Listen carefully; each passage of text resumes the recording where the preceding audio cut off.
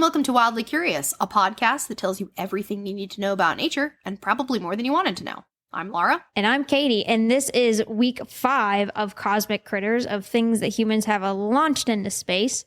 So we have this one, and then we have one more Cosmic Critters of the mini-series for the season. So today we've talked about, okay, hold on, let me see if I can do this, hold on. We talked about a dog, a cat, so Laika the dog, Felicity the cat. Then we went to frogs, Pierre and Teenom, and then we went last week to Albert 1, 2, 3, and 4. And so then this week, we're going to talk about garden spiders, Anita and Arabella. I was just going to say, they'd better have freaking names. Good. Yep, Anita and Arabella. Arabella is a perfect name for a spider. It is.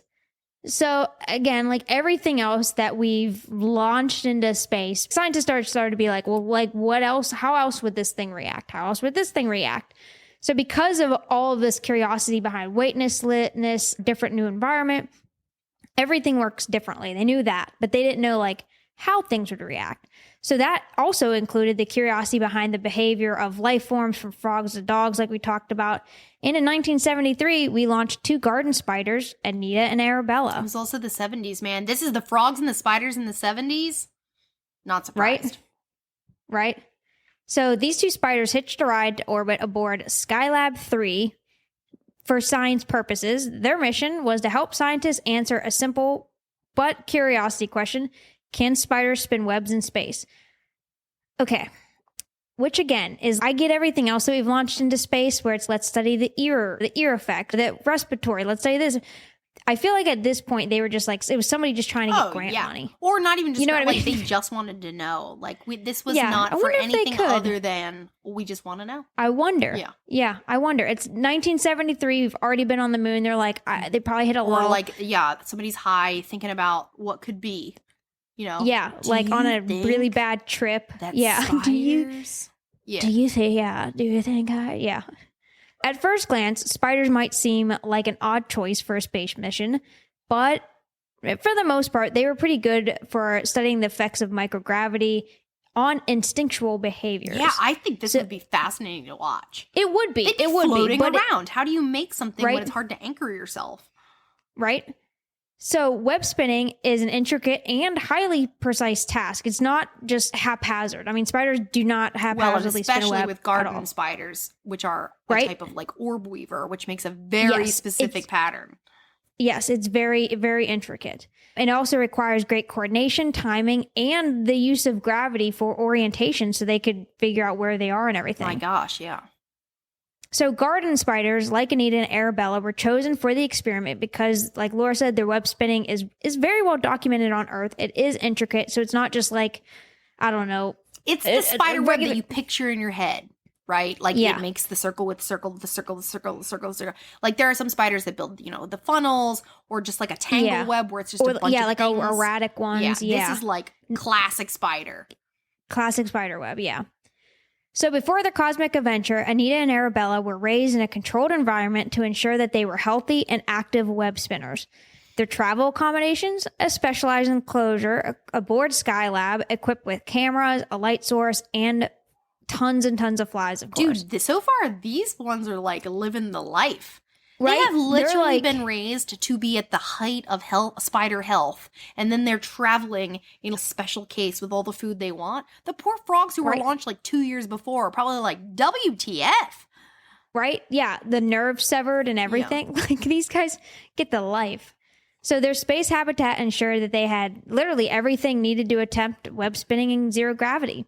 So Anita and Arabella were launched into space aboard Skylab 3 on July 28, 1973, alongside astronauts Alan Bean, Jack Luzma, and Owen Garriott. The spiders quickly became beloved members of the crew, earning the astronauts' curiosity and respect. Again, because probably nobody wanted to touch them.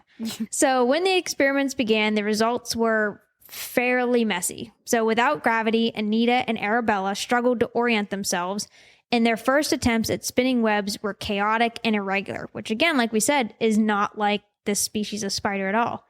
So on Earth, gravity helps spiders determine where to anchor their silk and how to space their threads. In space, those cues are missing, leaving the spiders to figure things out through trial and error. Well, plus, like, I'm sure they're jumping. They need gravity to go to the next place.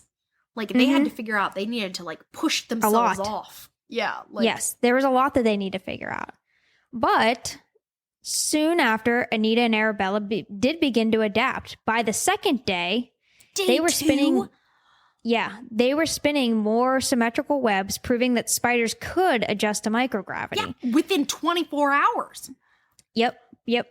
So their ability to compensate showed an incredible level of behavioral plasticity, which is basically innate ability to adapt to very unfamiliar environments. The webs themselves were slightly different than those spun on Earth. In microgravity, the silk was thinner and more tightly woven, likely due to the changes in how the spiders moved and managed tension in zero gravity. Because again, it's the tension of the silks itself ended up being very different too. So these observations gave scientists new insights into the role of gravity in animal behavior and motor coordination.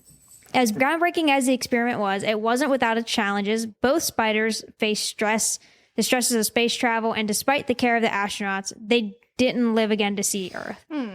However, their contributions were kind of invaluable, and the data collected from their webs and behavior provided a unique perspective on how organisms adapt to life beyond Earth. So the Anita and Arabella experiments wasn't just about spider spinning webs. It symbolized a much bigger effort to understand the resilience of life in space and just facing unknowns as far as instincts and how animals and maybe people could later on adapt. So their experiment also paved the way for future studies on how microgravity affects other species and systems from plants to humans, and it highlighted the importance of testing a wide variety of life forms in space to fully understand the challenges of long-term space exploration. That's amazing. So yeah. I mean... Yeah, so Anita and Arabella. I would just love to watch them. And again, and I think that was for the scientist part of it. It was just fun for them. Enrichment. I'm just going to go watch the spiders, you know. Yeah, might as well. All right, guys, so we have another full-length episode next week, and then the week after that, we have one more Cosmic Critters. So yeah, make sure you guys go check us out on YouTube and support us on Patreon so we can keep bringing you this content. And until next week, we will see you guys later. Bye, everybody.